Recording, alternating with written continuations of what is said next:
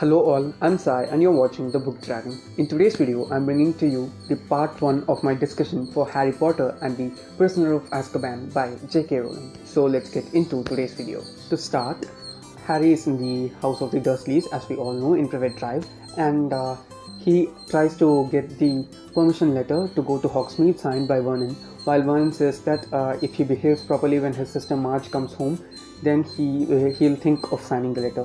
And Marge comes there and she ill-treats Harry as worse as she can, and she speaks something about her parents which is totally not true, and she just leaves out all these filthy opinions of her about his parents outside.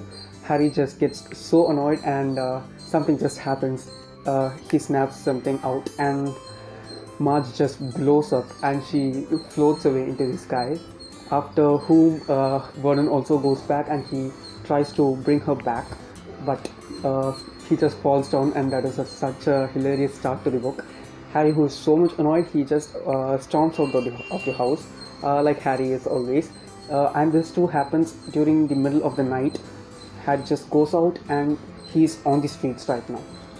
While Harry is outside waiting for something to happen, opposite to where he's standing, from a bush there emerge two eyes, who's serious as the dog himself, and he makes his first appearance as the animal's form of him, and he shows in front of Harry.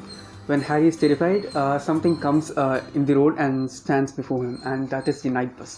Now, the specific thing about the night bus is that it can change dimensions and it travels through London, and he wants to go to the Leaky Cauldron, and Harry, instead of addressing himself as Harry, he addresses him as Neville Longbottom to the conductor, and they just travel in the bus. While traveling, Harry sees this newspaper in the conductor's hand, and there is this moving photo of a prisoner who seems to be so mad, and it is said that he's on loose. When Harry inquires about this villain, then the conductor says that he must be so ignorant to not know about him, and he just says all the details of Sirius Black, who escaped from Azkaban, and he's the first ever person to escape from there as well. After traveling in the night bus, such a horrible journey it is, and Harry comes and drops at the Leaky Cauldron. And at the Leaky Cauldron, I didn't expect that to happen while I first consumed the story, and we see Cornelius Fudge, who's the Minister for Magic, standing there in order to welcome Harry, and he takes Harry to a room, explains that he'll not be expelled out of Hogwarts for blowing up his aunt. Though Harry didn't do it by himself, it just happened. It doesn't prove enough as an example for expelling him out. And then after this, Harry gets all his belongings, and he's sent to the Weasley's home, and there he stays at the Weasley's home for the rest of the vacation. And then just as in the second book, they all go to Diagon Alley, they purchase the books and come back. And before going back to school, there is this scene which occurs different from the movie and the books, but I like the movie part better because it felt a bit more open, where Molly and Arthur are discussing something about Sirius Black and how Harry should not know that stuff, and they say that Sirius is trying to kill Harry, that's why he's out right now, and Harry knows it in that way in the book. But in the film, Harry doesn't go to the Weasleys at all.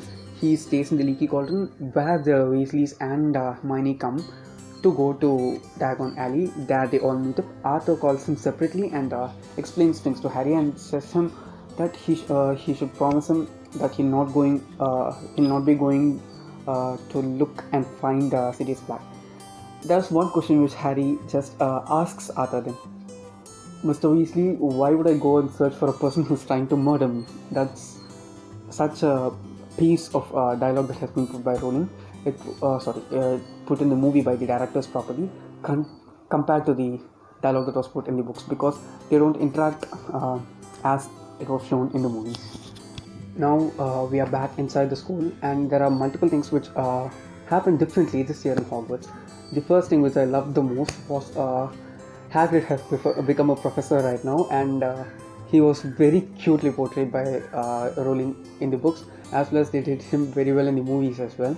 And that part in which Hagrid becomes the professor, and Malfoy not at all liking him for having become the professor, as well as other people loving Hagrid as a professor. They were very good. And apart from that, we also have this monster book of monsters, which Hagrid has prescribed for all his prescribed or proscribed for all his students, and they all get it. And he just tells, oh, you have to stroke the spine in order to open the book without it biting you.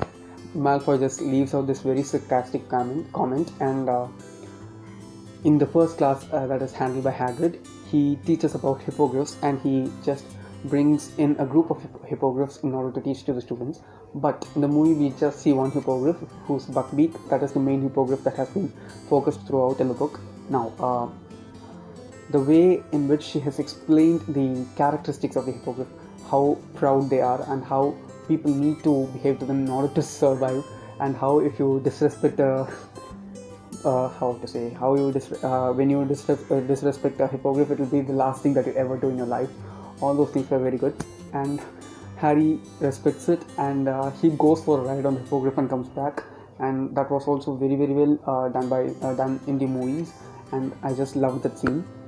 That is like the cover of Harry Potter book 3, if you ask me, in most editions. And apart from that, I more than this, I love the scene in which Malfoy gets hit by Buckbeak and he breaks his arm. He also makes a huge drama out of it, which ends up in passing an order for the execution of Buckbeak, but we'll see that in the next part of the video. That is all that I'm discussing in this part 1. We'll continue in the part 2 of this discussion tomorrow. Until then, please do wait and watch out for the video. If you enjoy watching this, don't forget to give it a thumbs up and also share it to your friends. If you want to get more content from me, do subscribe to the channel. Thanks for watching.